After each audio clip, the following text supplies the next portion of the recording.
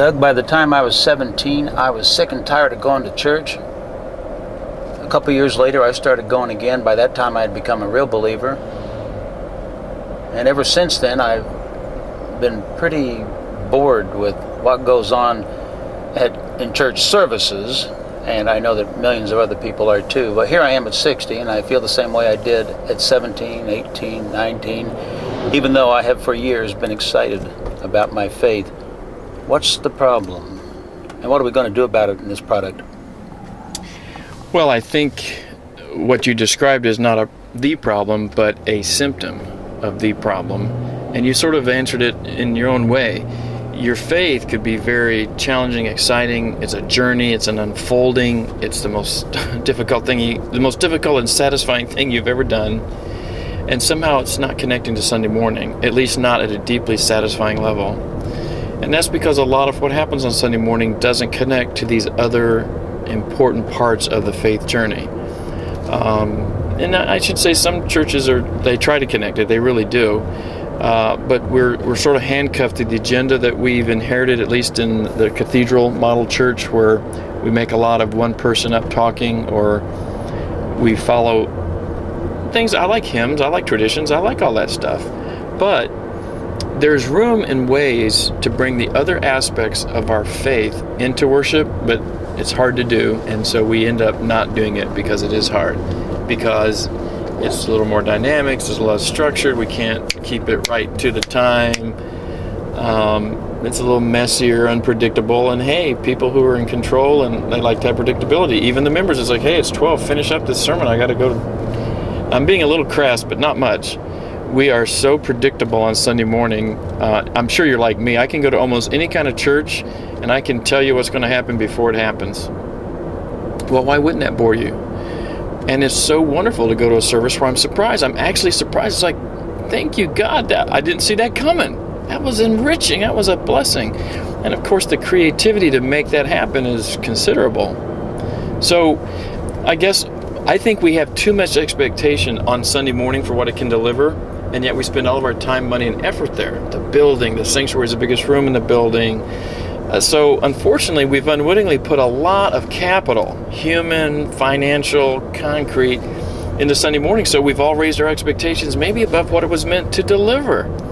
And then there's no other venue or no apparent equality to the serving part that we do, the caring part, the formation and character development, community, being cared for, caring for others part. All these functions of the church are equally important, but you wouldn't know it to look at the church. You say, what's important is 11 o'clock. I mean, do whatever you want on Wednesday, but man, don't miss 11 o'clock.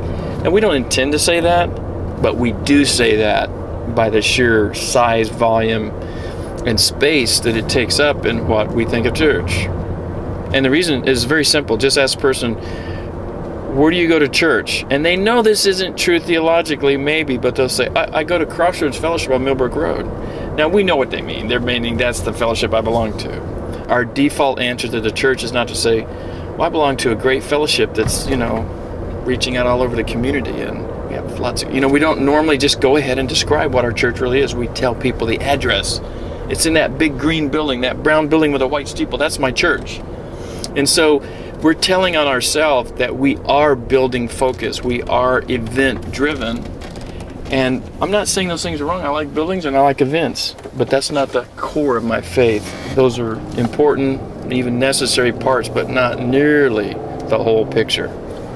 Well, I'm hoping that I can encourage pastors who are in an important role catalytically and leadership-wise to lead their leadership to rethink this allocation of emphasis, allocation of resources, allocation of expectations, and really say, is my church doing all that Jesus really called the church to do? And if it is, how does that get represented in our events? How does it get pushed out into the community, into people's lives, into people's homes, into the business, into the schools? We just need to be able to be honest about what are we really doing and not doing, and pull out the Jesus yardstick and measure ourselves against it. And if it doesn't measure up, have the courage to say, we're not getting this done. We've done a lot of that at Crossroads. I've had to do a lot of that as a pastor, and I'm not telling people what they ought to do. I'm just wanting to testify of what I have done and the joy it's brought me, the greater fruitfulness in my life, the greater effect in our people, the difference out in the community.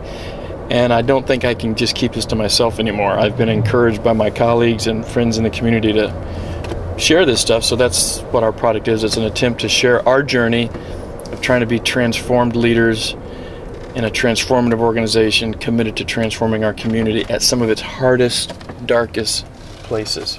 So this is not going to be about church membership and Sunday morning services. Yeah, sorry, no gimmicks here, no quick solutions, no 3 steps, no one book, no one mega answer. This is about a story. It's about a journey, a lot of my journey. It's about the people I've met on this journey that God is doing incredible stuff through, and they're some of the best kept secrets in our town. It's about the process we go through to extricate ourselves from the straitjacket of church as we often know it, to becoming the church we kind of dream sometimes and imagine we'd like to be in, but we just don't see how to get there. I'm trying to point a roadmap on how to get there without throwing away what we have, but putting it in proper orbit and bringing other things into orbit that should be there.